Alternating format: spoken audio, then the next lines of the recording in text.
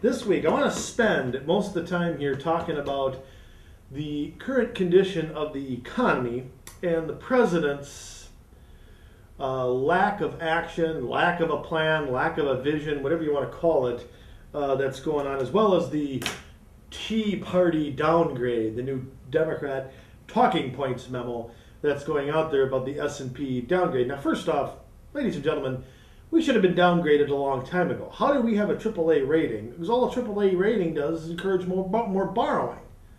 The more printing of money keeps interest rates low, which is unsustainable for a long amount of time. But the downgrade is creating the blame game here as to who's responsible for it. Now, we all know overspending is what's caused that. Now, whether that's Republicans doing it, Democrats doing it, communists doing it, libertarians doing it, Green, it doesn't matter who's done it.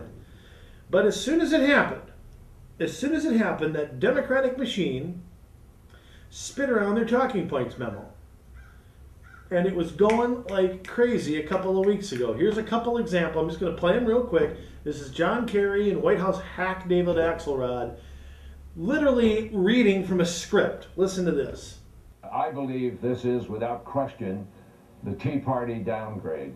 This is the Tea Party downgrade because a minority of people in the House of Representatives countered even the will of many Republicans in the United States Senate, who were prepared to do a bigger deal. The fact of the matter is that this is essentially a Tea Party downgrade. The Tea Party brought us to the brink of a default. And by the way, you said before, well, the president said this wouldn't. If we had defaulted on our debt, the consequences would have been dramatic and lasting.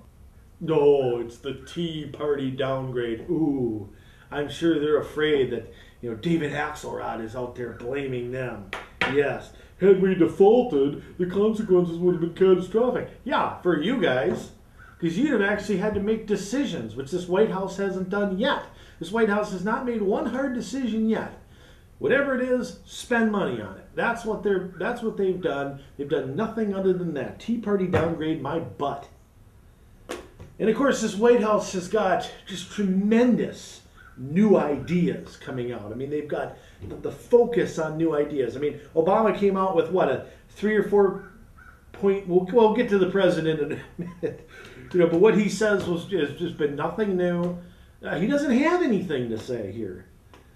But Cynthia Tucker of the Atlanta Journal-Constitution and Tom Vilsack, the Agriculture Secretary, say two things here that I cannot believe anybody with a peanut for a brain can buy.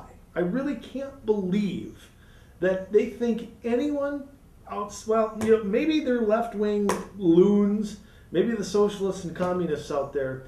But first, let me show you Tom Vilsack. Now, this is a former governor of, well, Iowa. That's where he's from, right? Iowa. This is a former governor. He thinks will stimulate the economy. Listen to this. When you talk about the SNAP program or the food stamp program, you have to recognize that it's also an economic stimulus.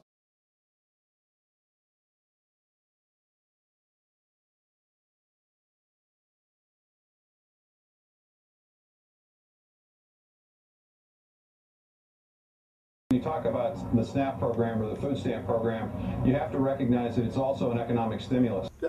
Food stamps. Why don't we just give everybody food stamps? If that's a great stimulus, then let's give Bill Gates some food stamps. Now, of course, that sounds ridiculous. How is it? Who gets a job created because somebody got food stamps? You have to take money from one person, send it to Washington, then they have to, you know, take all the money and pay all their administration $100,000 and their defined pension and everything else, and then they spit it back out after they take that out. Now, how is that an efficient use of your money? How, in the name of little green apples, does that stimulate a damn thing? Yet food stamps creates demand. Of course, there's no talk about how to get people off food stamps. No talk of how do you get people the tools and the things they need to get a better job. Absolutely, these people no clue how to do it. No clue. Now here's Cynthia Tucker here giving I hope the president takes this advice. Listen to this. What we need to do at the moment is invest more. Give people bigger unemployment benefits so they have money to spend, and that creates demand. Bigger unemployment checks. So we got the way to stimulate the economy is to pay more people to not work.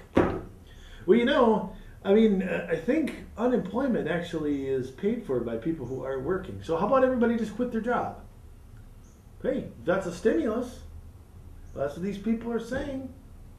Quit your job. Go on unemployment. Be the greatest thing ever. That'll stimulate demand. I mean, how do you take these people seriously?